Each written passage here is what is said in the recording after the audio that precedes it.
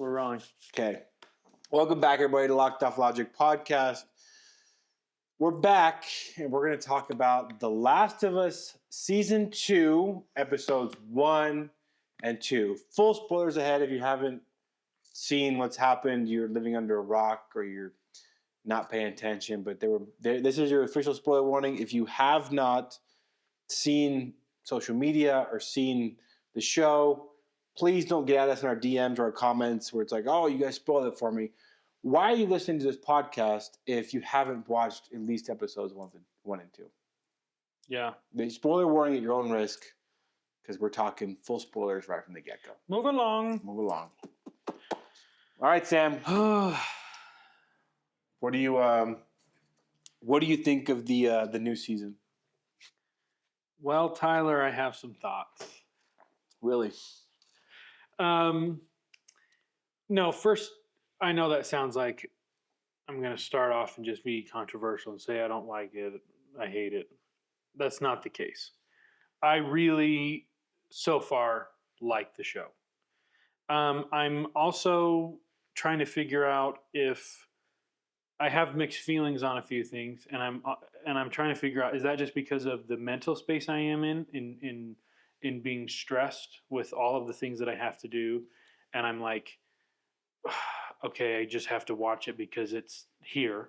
And you waited so long. And I waited so long. And did I watch it opening night? No.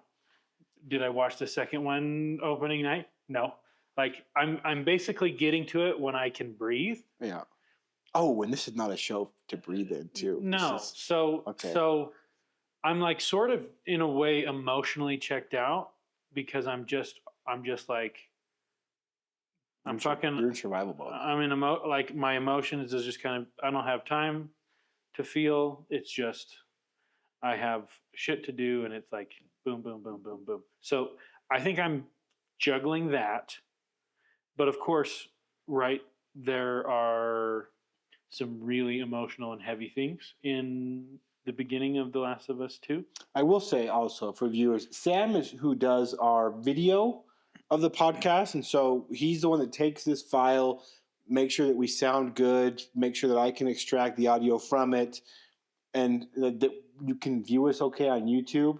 And so on top of his full-time job, his own business, watching the TV show, he also plays a big part of making this podcast happen. So thanks, Sam. You're welcome.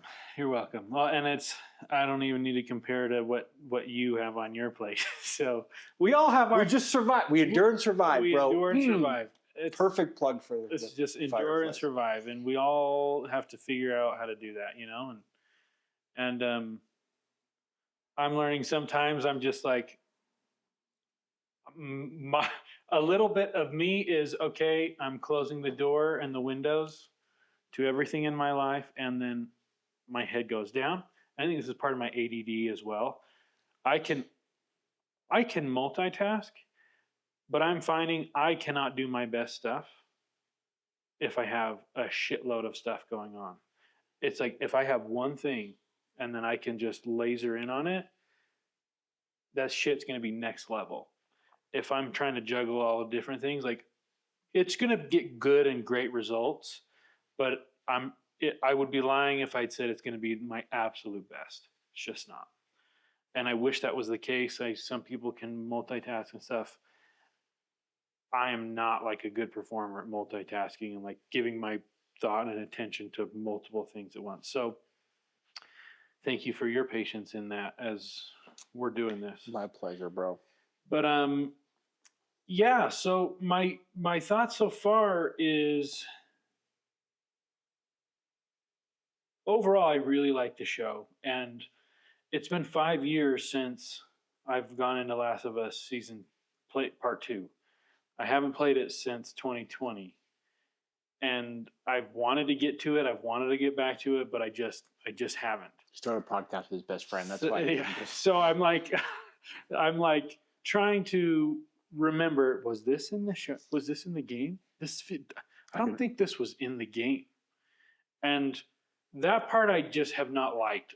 Because I've just been like, instead of just enjoying and letting it happen like I did when I played the game, I'm going, I don't remember this.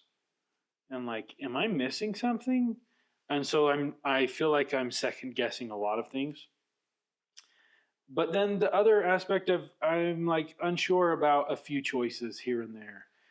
Episode 1, season 2, we texted it about it a little bit. I don't know if I love like this idea of Joel in therapy. And I just don't think that that's like a real thing in this world. And I don't think Joel, and I guess in a way that's like I'm like Joel in my mind, he's not a guy that goes to therapy. And I think in a way they kind of still showed that. Like he's gone maybe we only saw him go, I think, twice or maybe once. But they talked about him maybe have gone to this gal before a couple times. But in my mind, I'm just like, I just don't think that this is Joel, right? Not that Joel isn't trying to now settle back into a life he once had, because now he's in his he's no longer in survival mode like he was in survival mode. They're in a way thriving in this little city that they've built and of supporting one another, and they have a home that they can sleep in at night and not worry about an intruder, whether it's a human or infected. But I'm still battling that. The other thing I'm still battling is, and I hear and understand the direction from Craig Mazin, who is show running this, in the behind the scenes of talking about here's why we did this. But in episode 2, when he's like, well, we had to just make it like everyone's going through a hard time. Like it's just building this tension. You know, everyone is experiencing this hardship, and it's just elevating it. And well, that's true, and I think that's building tension, and it's filling time in the show. I mean, the Last of Us story is so much just Joel and Ellie, and then Ellie and Dina, and then Abby, that now it's like trying to just build this world for television. And I think the loss of Joel wasn't as impactful in the television show, because sure, he just got stabbed in the neck and beat to shit, but the town was just pillaged. Half of them are dead. Uh, right? Everyone is suffering. So it's not just now the loss for Ellie, it's everyone suffering. So no one really should complain about what loss they have. And that like took away from the loss of Joel for me. In fact, I didn't even get like emotional when I was watching it until after the show ended, and I'm watching them talk about it. And that's when I got like emotional, because then it took me back to the first time when I played the game, and it was just Ellie and Joel's story. But now it's like so many other people's story. So I'm still chewing on that. I'm also like disconnected emotionally right now, like I was saying. So I think that has played to it. But what I do appreciate and have liked is they are taking The Last of Us seriously as a television show. It's not half assed. They are really going full bore on making this the most, and I don't want to throw out the term cinematic lightly because everything's cinematic these days, but truly, it's they're really trying to make this show feel like cinema, and and they're pulling out all of the stops to make that happen. And I love HBO for supporting shows like that. the same with like they did with Game of Thrones and so many other shows. I really believe that HBO actually is the most supportive of the creator's idea in mind over the money or the viewership it gets. And so from that, I'm like, this is a really fantastic job. So in a nutshell, I'll stop there and now throw it over to you. Well, this is going to be weird, but I am almost 100% in disagreement with almost everything you said. Almost. And like, I'm glad you brought this up as far as like the mindset that you're in, because I've known you for a long time. I know even like how you text when you are like swamped and when you are like in a I don't want to say good, you're in a good headspace, but just a less busy headspace, right? And so, and I think you know me pretty well too, to where when you're when you're lost in the darkness, you look for the light, right? Yeah. And right now, like The Last of Us, like in my situation, is the light. Where I'm like, fucking Sunday can't come soon enough. I'm like counting down the days. I'm like making sure like the room is like a nice setting to where I can see everything all really well. And I did look forward to those Sundays in The Last of Us, obviously because like this story means so much to both of us, and it's a theme in my life right now that I know is going to be good. And so every Sunday I'm like, this is it. Like I have a date this Saturday, and I'm gonna end it early to drive back home. It's in a different city, so I can be ready, settle, have my food done for The Last of Us. It starts at 7 p.m., bro. It starts at 7 But the next day? No, it's on Saturday. The date's on Saturday. But I was gonna stay in where I'm going. Oh, got you. Yeah, and then just, but it's like nothing. I got it's you. a Sunday, and obviously I listen to the podcast, the supplemental material, and all this different stuff, and I really enjoyed the therapy scene. I think as far as Joel, like he talks about like how he never got to that point with his own daughter. He's kind of trying to figure it out, and a therapist where they exchange weed and booze seems like him maybe like overcompensating a little bit to try to repair that relationship with Ellie, because you see most of the flashbacks in the game, and like one thing that helped me kind of understand like the medium of like how I'm consuming The Last of Us on TV is that the showrunners were like, this was made for people that haven't played the game. It's supplemental for those who have played the game, but this is mainly made for those who are kind of coming into it first time. And I was like, okay, makes sense. So like if Abby isn't super jacked, I don't lose my freaking mind. Where it's like, no, she's supposed to be big, she's supposed to be massive. It's like, and having Neil like having to talk to, because The Last of Us, as much as I love The Last of Us, the fandom for The Last of Us are the worst.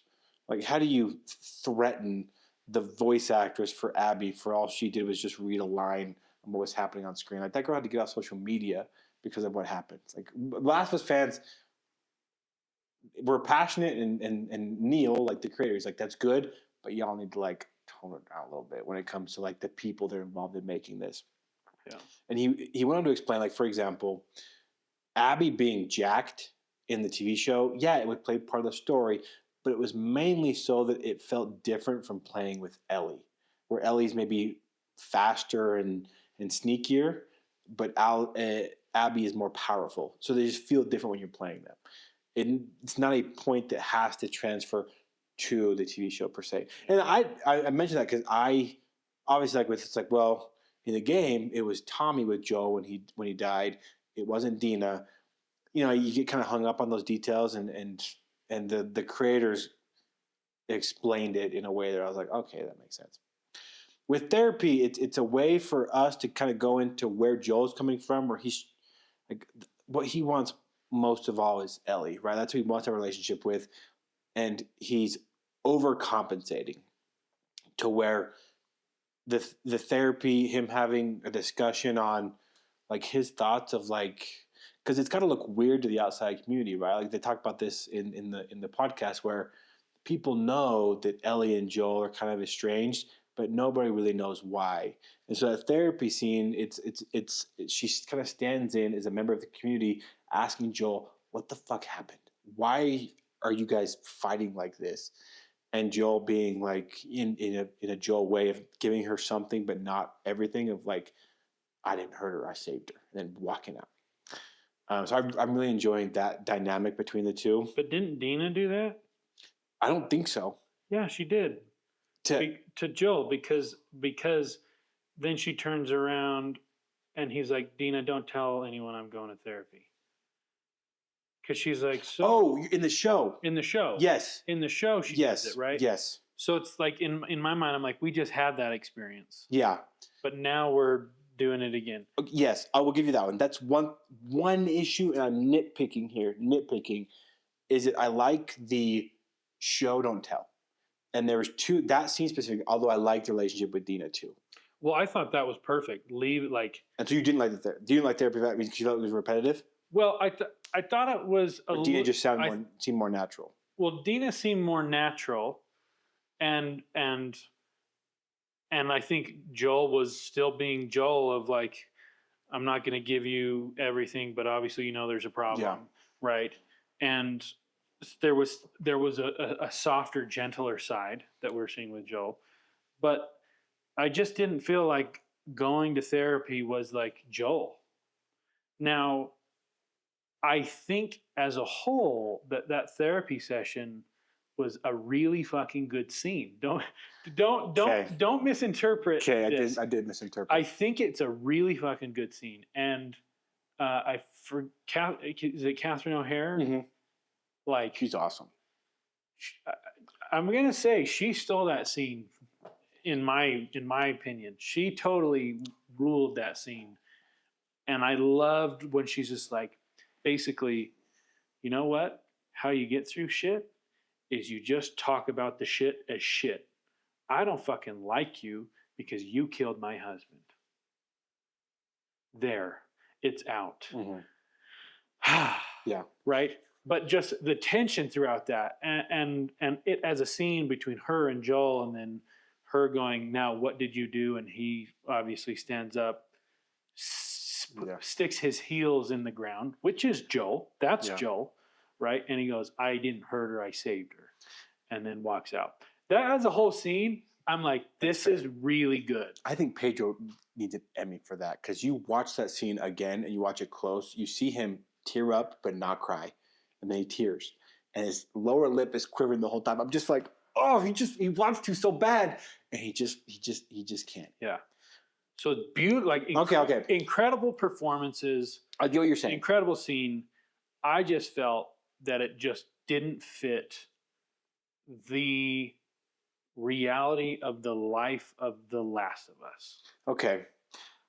And that's fair. And that's another comment of like mankind kind of rebuilding their society in Jackson. They're building it the exact same way.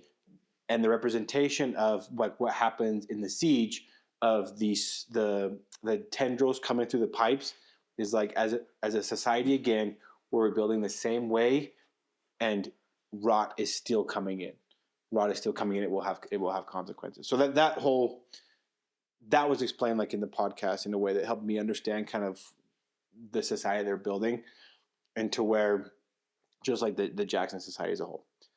But the one scene, again nitpicking, that I didn't like in episode 1 was the very first scene where I liked that they showed Abby and her crew in Salt Lake with the giraffes, almost like presenting this character of like, you won't know it yet, viewers, but Abby and Ellie are two sides of the same coin. Yeah. And they're both enjoying the giraffes at the same time. But they're even there. Don't tell me I'm going to kill him slowly. Like, let that kind of come naturally of like, that's the only thing I want to remove. That's it. But I think maybe it was more of a line removal than the scene together. Yeah. But like, I like the therapy. I like he's going to therapy because I feel like Joel's trying to figure out how to repair his relationship with Ellie. He's trying to improve himself, because as any alpha male will do when something isn't going well, you'll blame yourself because it's the thing that you can control. And the scene, I didn't register this when I was playing the game, but I registered it watching the show, because when he's in the therapy scene too, I was like, he's just overcompensating. He's just a little bit. He's just trying too hard, and that really came to an edge on the dance scene, because I mean you'd have to be listening pretty close to hear that guy say "dyke," and when he says "dyke," he pounced, he shoves. and he's like, he's ready to go to battle because he's close. He's probably hovering, and Ellie, as his daughter, is looking for some independence. Right? She's obviously still pissed at him, but she's also growing up. And I'll kind of explain why this kind of hits home to me. Because what Joel's wanting is what happened when he found Ellie after she killed David, where they hug. He calls her baby girl, and they comfort each other, and they walk out just hugging and have their relationship strengthened. And she reacts, "I don't need your fucking help," right?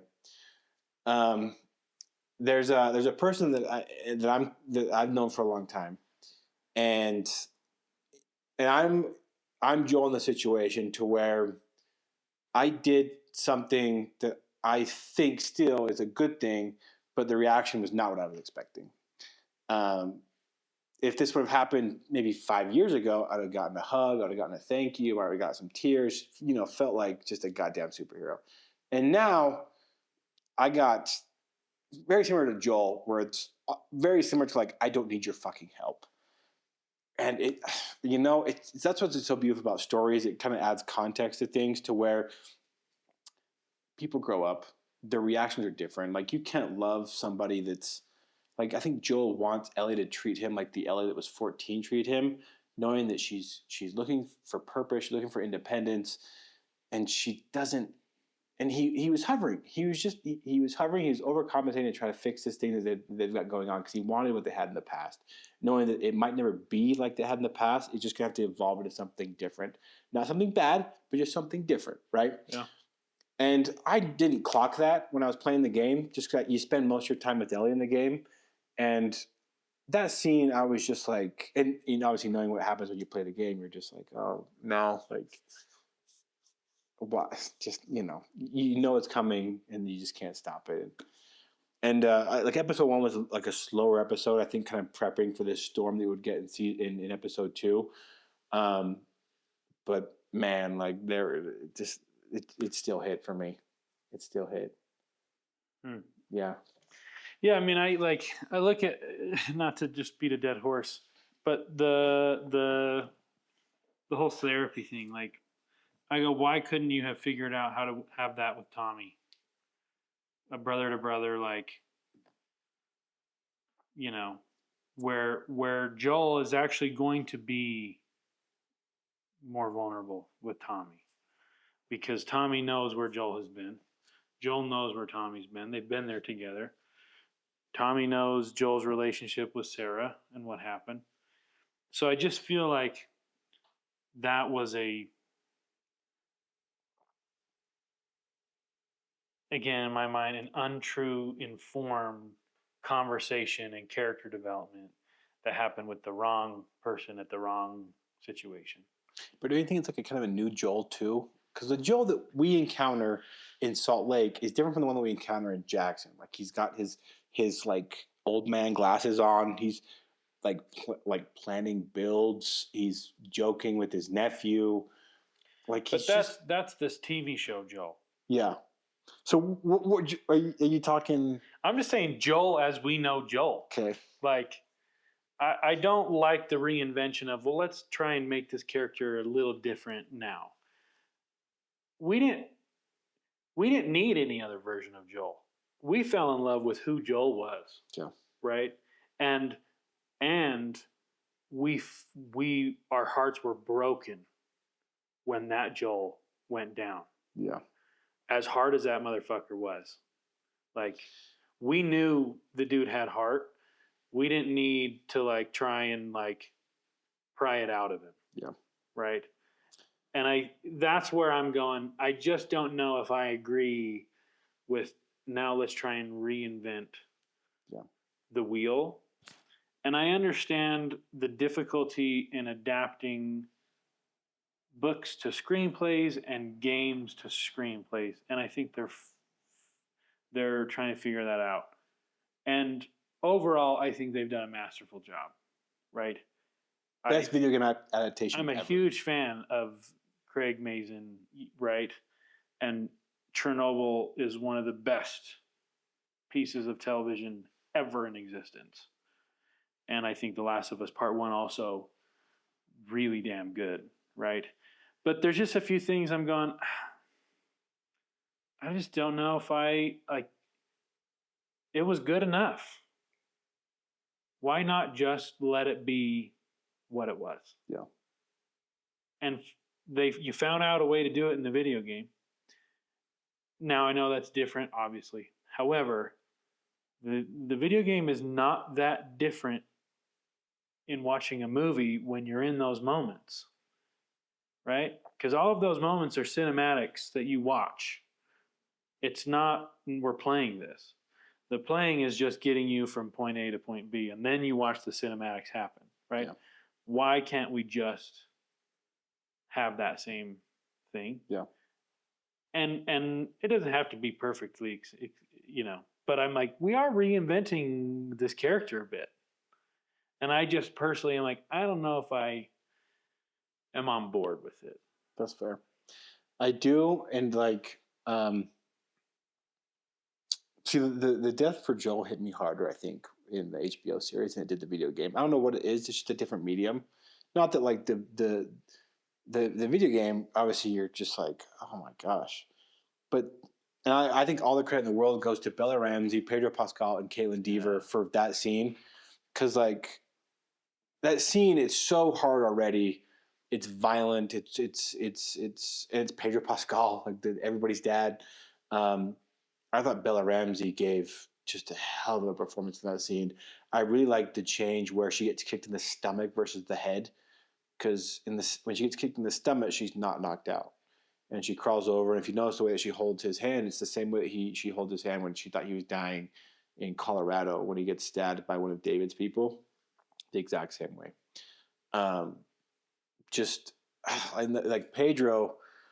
Like Pedro's such an amazing human being. He's such an amazing actor. That like filming that scene, like from Bella Ramsey's point of view, she's talked about how she cried a lot, knowing that like her good friend Pedro Pascal is no longer going to be as big a part of the show as he was beforehand, and she loves Pedro, and Pedro loves Bella, and like he was just so good to her. Like took her out to dinner, made her realize just how good she is as an actress. Of like, I'm still around. Like there's a still separation of worlds, and like you can do this. Like your whole career has been leading up to this point of you taking on the most popular show in the world and leading it.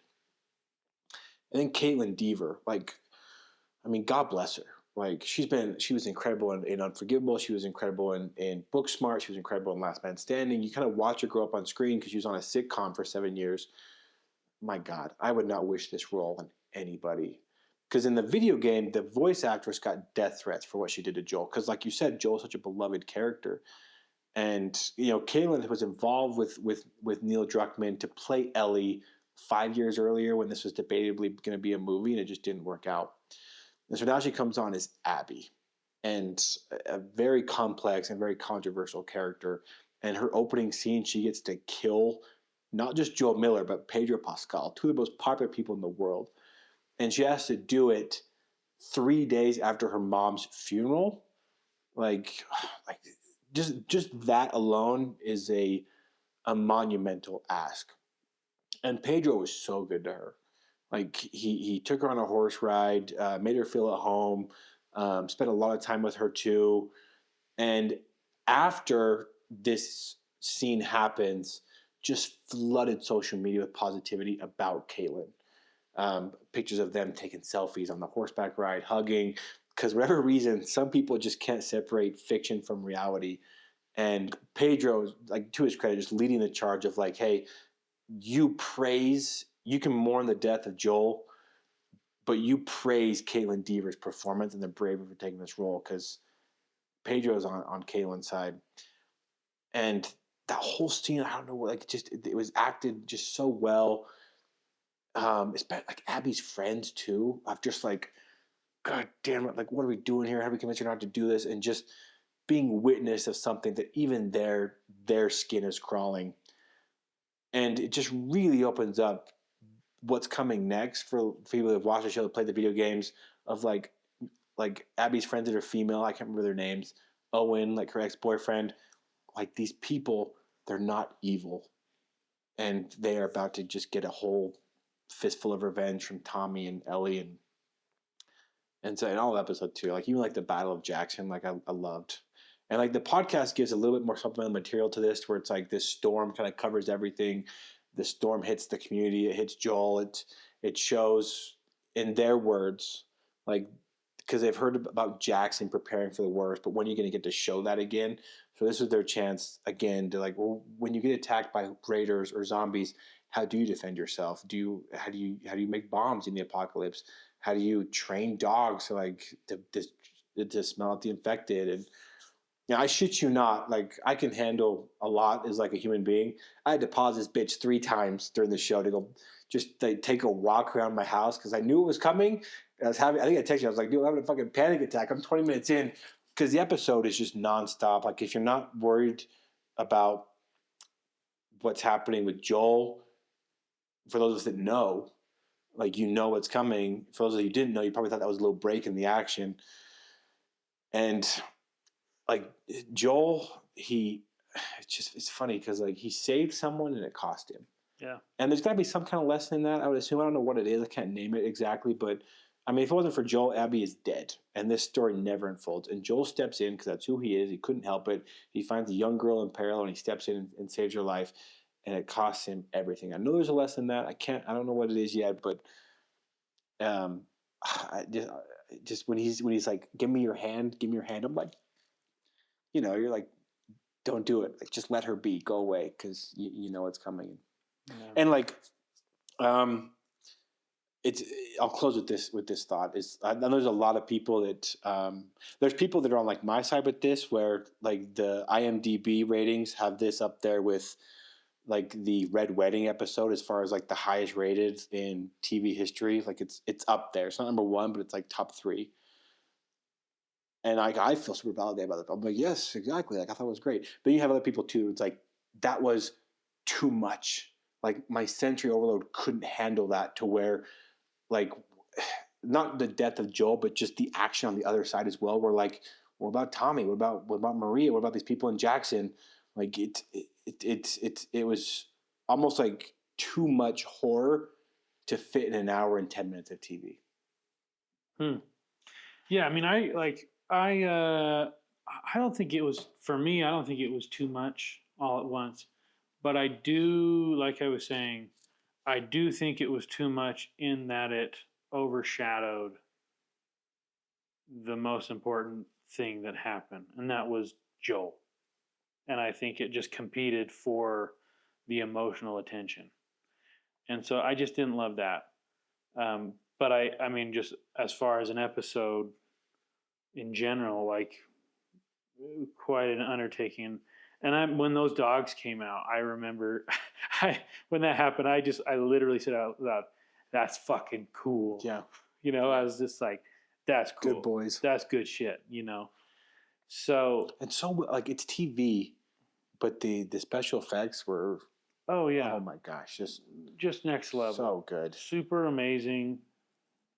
I loved the horde. I mean, there was just all of this suspense and tension that was constantly building up, right? And I mean, the moment when Abby is crawling and the fence is collapsing on top of her, that whole thing was really great. Like, it's like that's what happens when a fence is overrun, right? And you never really see that, but it's like, yeah. And it made me, that was a true homage to a video game in a moment of the video game is these moments when you're crawling through these little crawl spaces in the game and then there's a fucking clicker or something that just comes out at the corner or is breaks in the middle of you crawling through this space. I was just like, nailed it. Yep. This is what the game felt like. Yep. Right. And I thought that was fantastic, that whole sequence. And yeah, just again as a television show as a whole and as an episode, like really, really well made. I just am. I just personally am sure. I'm personally on the side of I'm not 100% sure I'm on board with some of the decisions they've made in what happened surrounding those events, right? Yeah. I liked the battle in Jackson. It gets to showcase Tommy a little bit because the audience, like, we have to get on board with Tommy now because Tommy is the only mother that's left alive, and fucking that dude was like John Wick in that battle. Like, he's sniping people. He's got flamethrowers. He's pulling out guns. I really actually like the scene where he's getting ready with the flamethrowers and the bloaters coming, and two people take off running. Where it's like, these people aren't soldiers. Like, their lizard brain took over, and it's like, we got to get the heck out of here. And it's such an interesting take, and this is, this comes from the podcast, so I can't take credit for this, but Neil and Craig talk about the infected evolving and how humanity just can't do it. I mean, we're rebuilding the same government, we're acting the same way, and when you peel back the layers of The Last of Us, you take away the clickers and the bloaters and all these different things. The very worst villains living in this world are humans, and our thirst for vengeance, our thirst for revenge, our hatred towards one another, our David, when it comes to like our desires that are unholy, and it causes like all this pain, and the affected are evolving. There's a scene coming later where they talk about the spores that they're flying through the air to get people more infected. They're hibernating in other infected to stay warm so they can attack in the winter. They introduce the stalkers. The infected are more united than humanity has ever been, and like that's why these things happen. Like, that's why, like, in the end, like, if you were to continue on this world forever, in the end the infected will win because humanity can't change. It never can, it never has, it never will. And the infected they change, they evolve, and they're united. And at the end of the story, they're gonna end up winning. And The Last of Us, I think it's funny because one thing that we talked about in our Last of Us Part 1 episode is that there's no happily ever after guaranteed. There's just a happily ever present. That's all you can count on. And like, that's why, like the moments between like Dina and Ellie, like Dina, like we talked about, like she's stealing the show so far. Like she's been amazing, just a perfect casting. I think everybody's falling in love with her. Just these moments, like these people have, like the things that we share at the end of every podcast, where it's like, tell someone you love them, because really there is no guarantee of happily ever after. In fact, happily ever after probably won't happen, but you can have happily ever present, because the present is the only thing that's ever guaranteed. Yeah. Like Joel, you can't change the past. He might want to change the past, but he can't. Has no idea that this force, Abby, is coming to end it all for him. What he's got is the present. I think he realizes that, and I think Ellie doesn't, which I think is a crime of her just being a kid, where you think you're invincible, and as you get older, you realize that you're just not as invincible as you think you are. You get sick, you get back problems, you lose someone close to you, and it reinforces the thing of like, there is, like, I don't know if I'm gonna fix it with whoever in a year or 2 years, or say hi to somebody or whatever. You just get right now, because it's really the only thing you have guaranteed. And I think The Last of Us, more than any other medium, tells you that. Like, it gives you these moments of like Henry and Sam, like drawing Starlight comic book, Dina and Ellie at the dance, or whatever. Like, all these moments, these little bits of moments that they give you before tragedy strikes. And if you don't take advantage of that moment, you can say, like Ellie did at the start of the episode, me and Joel are working on our shit, and then your shit never gets worked out, because that's the last thing you ever say to him. And this is the last thing I'll say. In true Joel fashion, this was, I thought, the part of the episode that was the most Joel, is when Abby is giving him his speech of like, this is why I'm doing this. This is all these different things. I waited so long. And then it gets to the point where he's just done. He's just had enough. And he's like, would you just shut the fuck up and get over with already? And in my little seat in my house, I was like, that's Joel Miller. That's Joel Miller, almost straight out of the video game, where he's getting held up against the wall in the video game. And he's like, why don't you give whatever speech you got prepared to get this over with? I was like, that's my Joel Miller. Yeah. Well, piggybacking right off of that, and just trying to think of how would I break this up, right? How would I break all of this up? And I think I would have taken this episode and gone to the end where and I think now I'm getting confused on what happened first, but I'm pretty sure she shoots him with the shotgun. Yep. And then she's doing her speech, and that's when he says, "Will you just shut the fuck up and do it?" Yep. Right. Yep. And I think what I would have done is then she goes, "You don't get to rush this," and then cut to Ellie pulling up, seeing the two horses, and then opening the door, and then episode ends. And then the audience is now left in suffering, the same way Joel is left in suffering. And for those who don't know, can't have to wait a week, right?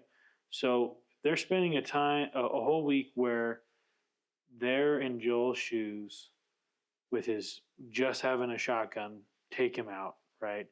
And she's saying, "You don't get to rush this." And then start of episode 3 is you just hear the punches. And then he's just getting destroyed. And then Ellie moving through the house, finds it, has it. Joel dies. First 5 minutes of episode 3, and then it's the shock and the weight, and it has its own weight now because all of that tension happened here. It's lead up, and then now spend the next episode or spend the rest of that episode with whatever comes next and how Ellie holds. I think I probably would have broken it up there, but I just purely to give that moment its own weight, because with everything else that happened, it just took away from me again the weight of that moment.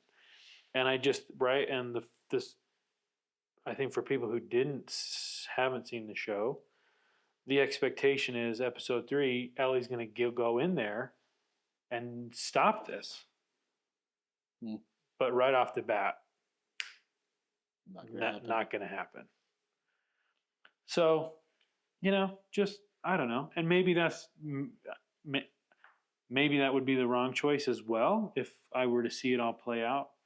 But I think I probably would have done it like that, and not saying that it's a better or worse way, and that how they did it was right or wrong. But for me, I don't think I liked it. If I'm going to remix that just a little bit to where that idea, but make it the first episode of the season. Make it an hour and 45-minute long episode and include everything that you talked about, and then do that. And don't drag it out past episode 2. But that's one thing I did like that they do, is that I think they have the potential to maybe drag it out and maybe let's have him die in episode 4 of a 7-episode season, where those that have played the game know that. How long did it take us to finish the game? 24 hours, 36 hours? Something like that. It's a long game. Yeah. And Joel dies probably, an hour 2 or 3? I think hour 3. And I thought that was the right choice to give the reins to Ellie, to Dina, to a little bit to Tommy, a little bit to, her other friend, what's his name? The guy, her guy friend, the muscular Asian guy. I'm blanking on his name. What's his name? Not Joey. No, he's awesome. Jesse. You had it right, the J. So I lied that they didn't drag it out. But maybe if I'm really nitpicking here, they could have done it like they did season 1, where episode 1 was, here's 3.5 minutes on how the infection could happen with the earth warming. Then here's an hour and 25 minutes of Joel and Sarah, Joel and Tess, and then Tess, Ellie, and Joel for 5 minutes. And you're on your way. I like they didn't drag it out, because I think if they would have dragged out even, like, at the most the start of episode 3, I feel like you would have been putting in filler and kind of delaying the inevitable, because this was going to happen. This is like the gravitational point to hold this whole story together. Like, you gotta pull the trigger on it and do it early, or else I think it just, like, you put like episode 5 or 6, you're just like, nah, Yeah, just no way. no. Yeah, like Get it done, do it, let people have their reaction, and then hand the reins to, because like this in the podcast, Pedro's not gone. Like, I was telling my buddy, because he was like, I can't watch this show. They just got rid of Pedro Pascal. I can't. And it's like, you got to stick with it, because that moment that you experience in episode 2 is going to hurt even more, and you're going to want to stick around for it, because if there's one thing that Neil loves doing, it's torturing his main characters. And you have no idea like what these characters went through still, where they do flashbacks with Ellie's birthday, up every year until she gets to 19. The last thing that she says to him, that you need to know what that is. So at the weight of that moment, the shocking violence of it is what you saw, and you experience that sadness. But he's not gone. He's still gonna be a part of the series, and because he's a part of it, it's gonna make you hurt even more of what happened in that moment. yeah. So like, just stick with it, Stick with it. because It's the story's heavy. great. Yeah, and like we told Brandon when he was sitting here, I like the video game The Last of Us Part 2 better than I like Part 1, and it's still like the most brutal game I've ever played. Oh, so brutal. Just heavy. The whole yeah. It's just dark. And I think again, and I'll finish with this. When I do something, it's like I like go all in, right? Especially when I would play games, it would be like, I'm going to sit down and I'm going to play this all the way through until it's done. Even if that means it's literally going to be from 9 a.m. until 9 a.m. If it's a 24-hour period, like I'm in. Growing up, that's just always what I did with video games. I did not do that with The Last of Us Part 2 because it was so long, but I tried. Like, it was like a week. It was like, I'm playing it nonstop when I can, just one after the next. And so I think my experience with that was I was so immersed in it all at once, and now I'm intermittently in it. Yeah. Right. So I think I'm having a different reaction and experience because of that as well, even though I already know like the story. But still, HBO is putting out some really good shit, and The Last of Us is not is part of that equation. Fantastic story, incredible performances. I mean, just as a show as a whole, it truly is incredible, and I love the story. Despite my own feelings about it, absolutely everyone should watch and experience this, and it's only going like buckle up, because you think this shit just is heavy, you have no idea what's in store. Like None. none. And I just, it's funny because like I think about Heretic, right? I think about Heretic right now. My mind just switched. Heretic, like, I had some nitpicky issues with it. Heretic is probably one of the top 25 movies I've ever seen in my life. You talk about a movie, you want to review it, you want to be critical thinking of it, and you can have issues with it. And like, even like, there's some things, with like, I didn't like that first scene, right? Last of Us season 2. I didn't love the prophetess in Heretic. Heretic's still one of the top 25 movies I've ever seen in my life. I still say, even with like the critiques that we might have of this series, it's fucking best series on HBO, I think. I think Chernobyl I like better, Really? but I do love Chernobyl. it's totally different. Like, it's totally different. Oh, and you like Game of Thrones too, so yours Yeah. that's your number one, right? Um, Did Chernobyl just take that spot? it could have Okay. from HBO. Okay. But also they're all very different. I know his favorite show on Netflix, But no doubt. but it's incredible. What? Arcane. It's either that or Stranger Things season 1. Okay. One of the things that I'm planning on social media in the next coming weeks is we get a lot of DMs like, well, what would you recommend on Paramount Plus or Peacock or something? So I'm planning on doing it in social media a thing where it's like, here's Tyler's favorite show on Netflix. Here's Sam's favorite show on Netflix. Give him a view. And so this is good that we're talking about this because I need to know this shit because I assumed it was going to be Game of Thrones for HBO, Arcane for Netflix. Well, I think my favorites kind of take shape and shift as time goes, but I can say certainly, absolutely, unequivocally, one of my favorites on Netflix is Arcane, and one of my favorites is Stranger Things. Okay, let's put both. 1. It's our podcast. Right. It's our social media. I can do what we want. There's other great stuff, but incredible. Got it. So okay, good. But in case you find yourself encountering an Abby in the wild, be sure to tell someone that you love them. Yeah, no kidding. Because you never know. You never know. And I think one of the most heartbreaking moments in that scenario, fuck, here we go. We got it, Jerry. We got it. Is when Ellie's crawling over to Joel. Oh, God. She's crying out to him, and he can't speak. Oh. And I'm so glad we didn't end this yet, but Pedro Pascal's performance there, where she's telling him, you get the fuck up, and he tries, and he just physically can't. And so what he does is he lifts his finger. There's been so much debate online of like Pedro lifting his finger. What is that trying to say? Is it trying to say, it's okay, baby girl?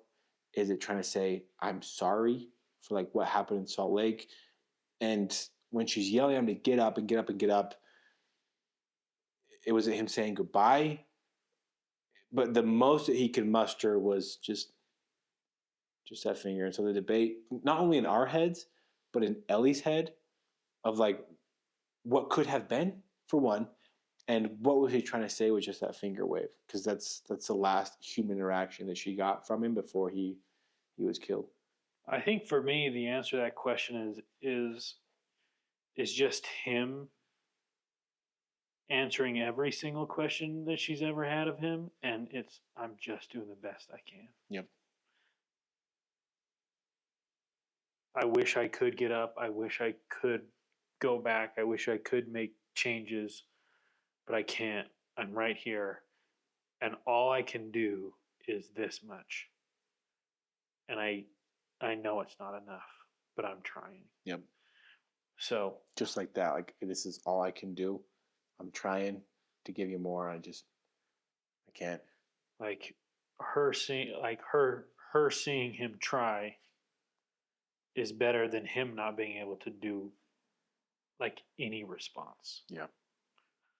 Yeah, and in the podcast, they kind of the podcast, the official Not Last of Us podcast, is done by Craig Mazin, Neil Druckmann, and the one hosting it is Troy Baker, who did the voice for Joel in the video games.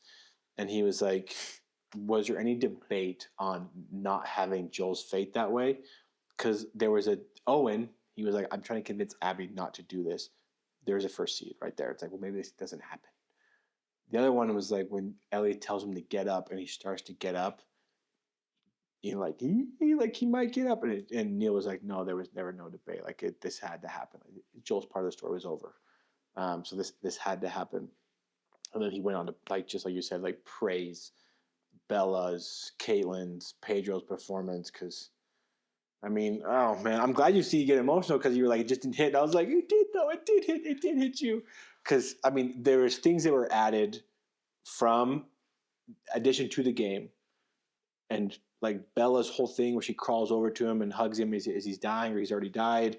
I think the finger thing is in the game, if I'm not mistaken. And her being kicked in the stomach versus the head that allowed her to have that moment.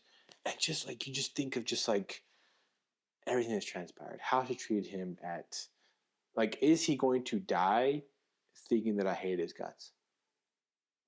And that's why like the way we end the show is like you tell somebody you love him, because there's no sting worse than the sting of regret.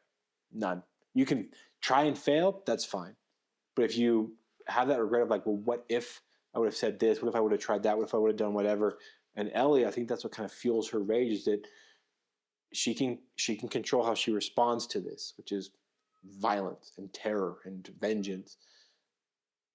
Because in that moment where she's watching, really the only person that she's ever loved deeply, and she knows that actually gives a shit about her too, and just knowing that the last couple months of their life, the last couple of years, has not been great, and she said some things to him that, I mean, the way she told him off at the dance. I mean, yeah, was he hovering? Yeah, but did he deserve a very public ass chewing from her, and then him kind of walking out of that dance kind of in shame? I don't think he did, and that's one of the last things that she said to him, and just there is no happily ever after. There's only your happily ever present. Yeah, and also like the saddest thing is at the start she's like, I'm gonna ride with Joel today, and Slept in. She slept in, and Joe wanted to ride with her, but he was like, no. So what is he thinking? So like for me, when someone sleeps in or has an appointment they're supposed to make, they don't. I just feel like they don't care. I'm like, oh well, obviously my time was not that important to them. Well, I think Joel was in that moment just going. She said what she wants to say, and now it's not just been between me and her. Now the whole city knows. Like, I don't fucking need you right now, and so I think he was just like, okay, He's trying to respect her wishes, give her space, give her yeah, the space that she wanted. that's tough. It's tough. God damn. Oh man, I forgot about that part. Well, in any case, definitely make sure you tell the people that you love them. See you next time. See you next time. Damn, bro. Wow.